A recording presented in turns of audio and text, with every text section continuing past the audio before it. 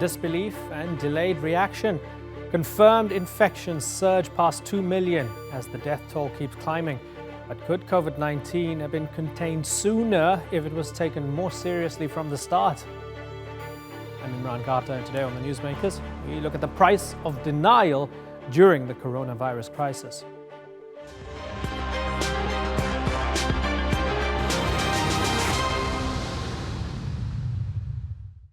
It's just a little flu, no big deal, it's going to disappear.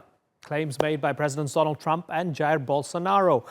Both face criticism for their response to the outbreak, as other nations accepted the advice of experts and went into lockdown to try to stop the spread. Brazil and the United States were almost carrying on as normal. Did their inaction cost lives? A report by Imperial College London says Brazil's death toll alone could hit 1 million unless they enforce total isolation. And as for the US, well, it now leads the world by far in terms of the number infected and the number dead. Donald Trump is adamant he's always taken the coronavirus seriously. But do his initial responses to the pandemic tell a different story? Take a look. Now, the virus that we're talking about having to do, a lot of people think that goes away in April with the heat, as the heat comes in. Typically, that will go away in April. We're in great shape, though. I asked the various doctors, I said, is this just like flu? Because people die from the flu, and this is very unusual. And it is a little bit different, but in some ways it's easier, and in some ways it's a little bit tougher. But we have it so well under control. We are so prepared like we never have been prepared. But we have done an incredible job. We're going to continue. It's going to disappear. One day, it's like a miracle. It will disappear. I've always known this is a pandemic. I felt it was a pandemic long before it was called a pandemic. All you had to do is look at other countries. Tens of thousands of Americans have now died from the coronavirus. Could that number have been a lot less if the U.S. had acted sooner? Let's ask our guests. In the town of Sunset in South Carolina is James Wallner. He's a senior fellow at the R Street Institute, a Washington-based think tank. And in Potomac, Maryland, is Brazilian economist Otaviano Canuto. He was the vice president of the World Bank between 2009 and 2013 and is now a non-resident senior fellow at the Brookings Institution. Gentlemen, thanks so much for joining us. James Wallner, was the president too slow? Did his denial of the seriousness of the problem cost thousands of lives? Yes, I think in America, we have a unique political system that hinders the ability of the federal government to respond to a public health emergency like that presented by the coronavirus. With that being said, one thing the president does have is the bully pulpit, as we say here in America. And the president's clear failure, it seems, has been in rhetorical leadership. As you just played several clips that demonstrated very clearly the president's evolving rhetoric on the coronavirus. And if anything, he did not send very clear signals at the beginning of the virus, for whatever reason, to the people around this nation so that they could take it seriously. James, can we say that maybe, perhaps in January, perhaps in February, they didn't have the information that they needed? That could indeed be the case. Go ahead, James. That could indeed be the case. At the end of the day, the president relies on information just like everyone else does. However, at a time when lots of other people were taking this virus very seriously, it appears that the president was not. Otaviano Canuto, come in.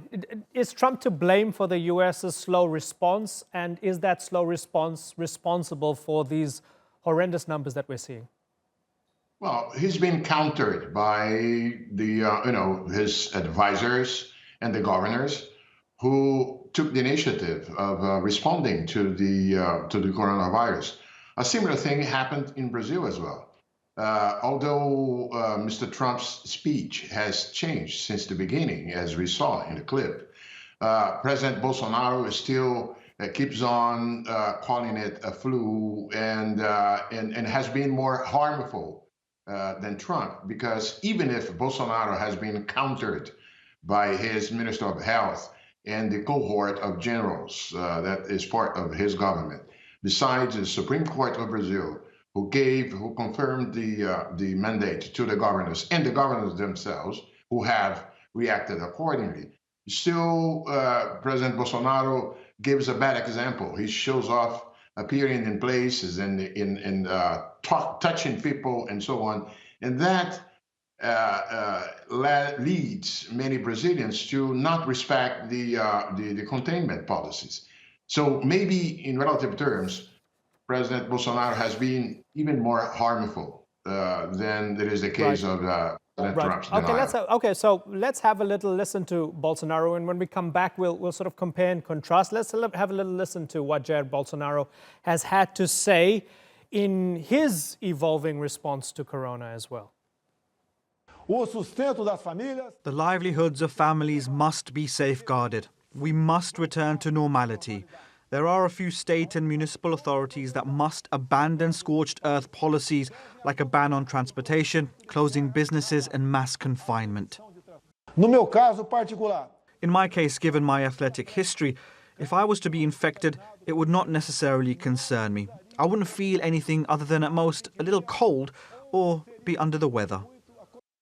James Wallner, do you find similarities between Trump and Bolsonaro in the, I don't know, bravado, the sort of macho response initially to the virus? Absolutely. Their bedside manner appears to be very similar with regard to how they conduct politics and how they speak about politics. And I suspect that you're seeing a similar development in Brazil that you are in the United States, particularly on the right. There are numbers of people who are not taking this virus very seriously, and that appears to be directly related to the fact that the president hasn't been taking this virus very seriously for a long time. And the price of that failure of rhetorical leadership, I believe, will be a delayed response amongst all Americans to the seriousness that this virus poses, the serious threat that it poses to our health and well-being. Otaviano Canuto, Donald Trump initially said this is fake news from the Democrats, that they're trying to crucify him. You know, he saw this as a continuation of all the different impeachment proceedings and so on. He felt they were using this as a weapon against him. Is Bolsonaro doing something similar politically in Brazil? Very much so. He accused the opposition of trying to undermine the economic growth so as to make him politically vulnerable. That's exactly the same starting point. There is an important difference, though, or at the same time similarity. Both are pushing for an early leave of the containment policies. Whereas the governors and the health specialists and so on, they're all saying that the exit from the social distancing policies has to be has to follow data, has to follow the evidence on contamination and so on. So in both aspects, both presidents are pushing or trying to anticipate what might be a wrong and fatal early retirement from the social containment policies. Otaviano, given that Brazil has more poverty, more inequality than the United States, you have favelas that are densely packed and so on. If things go wrong, whether under lockdown or when they reopen the economy, what are your worst fears when it comes to Brazil and this virus? I would say a second wave of contaminations, as it may be the case everywhere where we have a very early, a very precautious exit from the social distancing policies. And of course, as you aptly said, in Brazil, and like in many other countries in the world where a large part of the population lives in slums, the difficulties to implement the social distancing policies will definitely make more dangerous the possibility of a contamination and a tragedy in terms of mismatch between the number of people in need of clinical care and the availability of capacity in both public and private medical sectors. Right. So, James, as we've heard, Donald Trump pushing to reopen the economy. He wanted to have it reopened over Easter.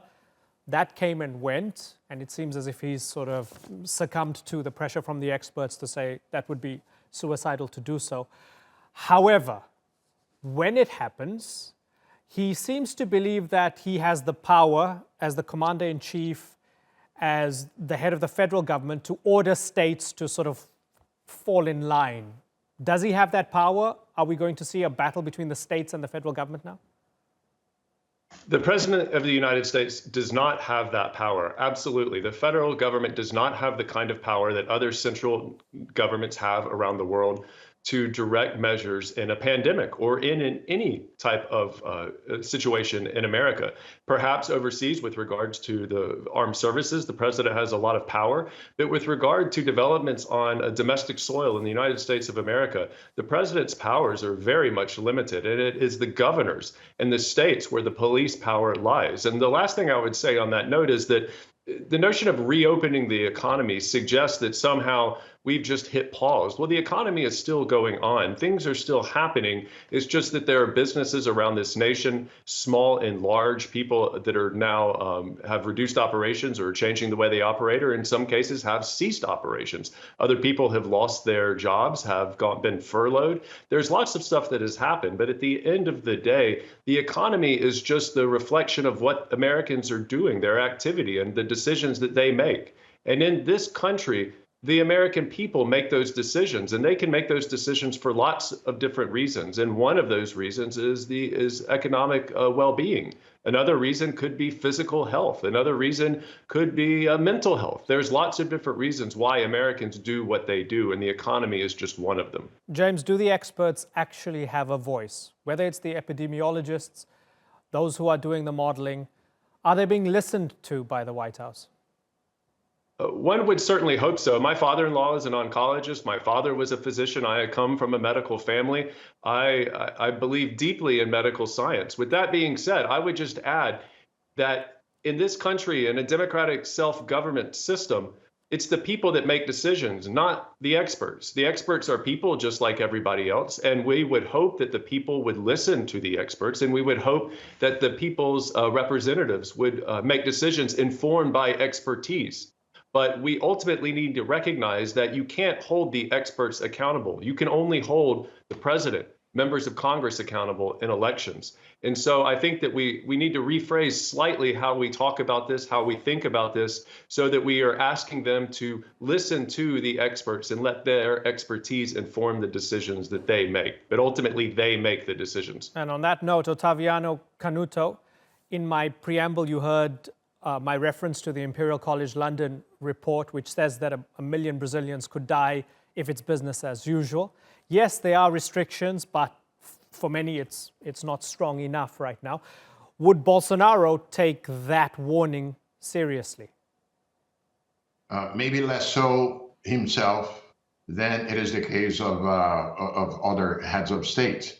Definitely, fortunately, he's been countered by the health minister and the other people, the generals in his government, as well as the governors of states and the leaders of both House of Congress. They are the ones who have been, let's say, insisting on implementing the social distancing policies, and they have been applied. But the hesitancy by President Bolsonaro was harmful, for instance, in the sense that it delayed a bit, at least a week, the response by the government in terms of provision of basic income to informal workers and so on. So it was harmful. It's not harmless. But the fact is that he has had to oblige to what everyone was surrounding him was saying to him, to avoid a tragic outcome. We don't have a perfect picture of what's happening down there in Brazil because of under-testing, because of the lack of appropriate accounting for the infected and deaths and so on. So we can only presume. It may well be that the thesis of temperature may be helpful, but it's to be seen. We're still, let's say, at a stage that cannot be declared as post-peak of infections in Brazil. That's for sure. Right, right. All sorts of questions. And it's a good point that you make there, because we don't know exactly how many people have been tested or if enough people have been tested in order to accurately determine policy moving forward. James Wallner, let me finish this segment of the show with this. Let me ask you if Americans have had to adjust their expectations, and have they had to accept the harsh reality that possibly 100,000, 200,000 plus people might die even in the best case scenario because COVID-19 is just so bad? Yes, I think they have. It's staggering. The numbers are absolutely staggering if you think about it and you compare them to past wars that America has fought, whether they be the world wars, the first and second one, or the Civil War or Vietnam. And it is absolutely remarkable and it's sobering. But this is where the rhetorical leadership is so important. And this is where the failure of rhetorical leadership, I think, is very clear. The president did not use the bully pulpit as effectively as he could have. And because of that, you've seen these situations where he wants to reopen the economy, as he says, by Easter. We're going to be open, ready to go. And then Easter comes, and then now we're still sitting around. And that kind of stop and go has a demoralizing effect on the American people, I believe. And it doesn't clearly show them that there is a challenge ahead that they can meet, and they have met big challenges in the past. But in order to meet that challenge, I think that their leaders need to be honest with them, need to level with them, and need to say that this is a serious threat, and it's going to take a serious response to get it under control. And we all have to do it together, because in this nation, no one has this single power to do so on his or herself. James Wallner and Otaviano Canuto, I appreciate you both taking the time to join us. Thank you so much for joining us here on the Newsmakers. Now, we've looked at the response from the US and Brazil. What about the UK? It feels harsh to criticize someone who's just recovered from COVID-19, but Boris Johnson's initial approach of taking the coronavirus on the chin was evidently a risky one. I can tell you that I'm shaking hands continuously. I was at a hospital the other night where I think there were actually a few coronavirus patients, and I shook hands with everybody. You'll be pleased to know, and I continue to shake hands. We will do the right thing at the right time. We are not, repeat, not closing schools now. The scientific advice is that this could do more harm than good at this time. On the advice of the chief medical officer, I've taken a test that has come out positive. So I am working from home. I'm self-isolating. 10 days after Johnson tested positive for coronavirus, he was in intensive care fighting for his life. He then recovered and left hospital 3 days later and had nothing but praise for the UK's National Health Service. But let's take a look at his initial approach to the outbreak with Dr. Bharat Pankhania. He's a senior clinical lecturer at the University of Exeter Medical School and has advised on action plans for disease control at a national level. Dr. Pankhania, really good to have you on the program. So the UK differs from Brazil and the US in their initial response. They had a plan. They understood that coronavirus was dangerous, but they said, hang on, we're going with the expert advice that says herd immunity will be the best way to tackle this. They quickly pivoted. However, during that couple of weeks in which they had that policy, was the damage already done, and is the UK still living out the horror of that damage? I think we need to look beyond, was damage done in 2 weeks, or could we have avoided it?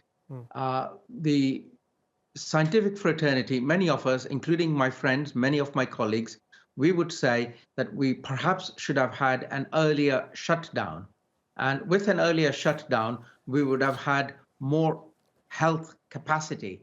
We forget one very important point, which is this. We have a shutdown for a reason. The shutdown is so that of the cases generated, the health service can cope with them. That is the only purpose of having a shutdown, which is to slow down the surge in number of cases presenting to the hospitals. And I must emphasize again, when the shutdown is lifted, the number of cases will go up again.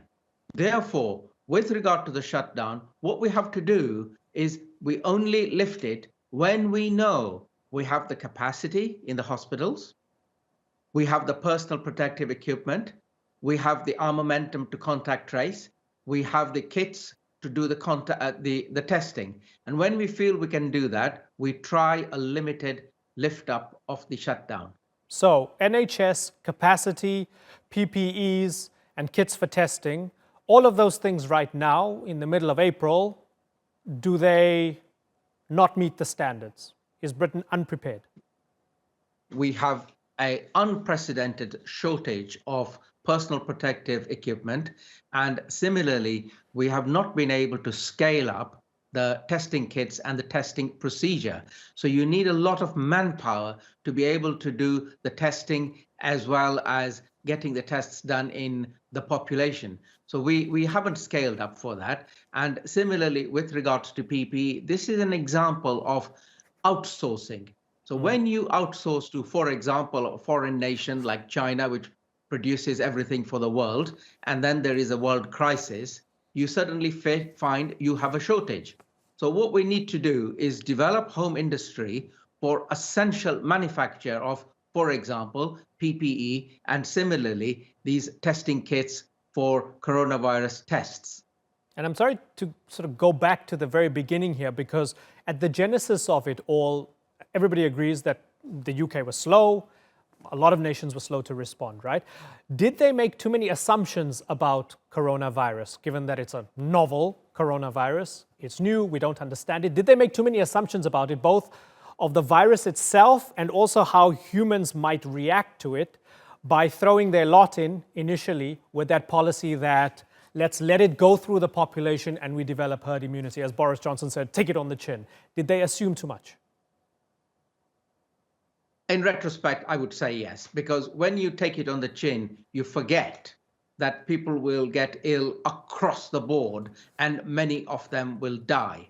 What you want to do is you cannot create herd immunity by infection. The only way you can create herd immunity is by immunization to protect the people and then create a herd of protected people. Herd immunity by infection would be wrong. And I think, I don't think the United Kingdom government is callous or careless. I think it was a presentational issue that they got wrong. They probably meant to say, we will eventually have a herd immunity and that is our best bet. And that the herd immunity will take about 18 months, 2 years to achieve. Maybe that's what they meant to say, but I don't know. Are they learning from their mistakes? I think we all learn from our mistakes. And what we need to capitalize on now is that now that the United Kingdom has a shutdown, we use that shutdown time to prepare.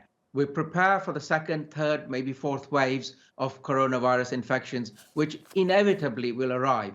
So this shutdown is an opportunity to learn and be prepared and create a workforce for testing, contact tracing, enough personal protective equipment and enough testing kits and enough hospital capacity. We need to reassess and regather. You've said second, third, fourth wave. That possibly means, I mean, who knows, maybe one in the summer, maybe one in the autumn, maybe one in the winter, and so on. Are people psychologically prepared for a series of waves here that might occur over a year or a year and a half? I don't think so. And my intelligence is telling me that what we need to do is be transparent, be open, be truthful, and be forward. In other words, let the people know as much as you can possibly tell them truthfully. There is no point in drip feeding people with, oh, by the way, the extension is now another 3 weeks, another 4 weeks. It is better to level in the beginning and say, we have a problem, and this problem may be many months in coming. We're going to do it slowly, but what our bottom line is, we aim to save as many lives as we can, and we're going to do that as a priority. That is a straightforward, simple message that people will understand and then work with us. Yeah, the politicians say we don't want people to panic, so we want to drip feed them the information because we don't want riots on the streets. I take your point, and whilst I'm not a social scientist, I beg to differ, because my line is, and I have brought up children and things, and I found what worked best was telling them upfront, upright, straight away, this is the problem, this is how long it's going to take, and this is what I'm going to do to minimize the problem. And I think people understand this, and it is better to say it rather than drip feed. That's my personal opinion. Yeah, better a harsh truth than a convenient fable, I guess. Dr. Bharat Pankhania, really good to talk to you here on the Newsmakers. I really thank you for joining us. Well, we've looked at the UK, we've looked at Brazil, we've looked at the United States. I found it interesting. I hope you have as well. We have so many questions and very few answers, but we will continue here on the Newsmakers to ask the questions that we all want answered as we find out more of about this devastating virus. I thank you very much for watching the Newsmakers. We will see you next time. Bye-bye.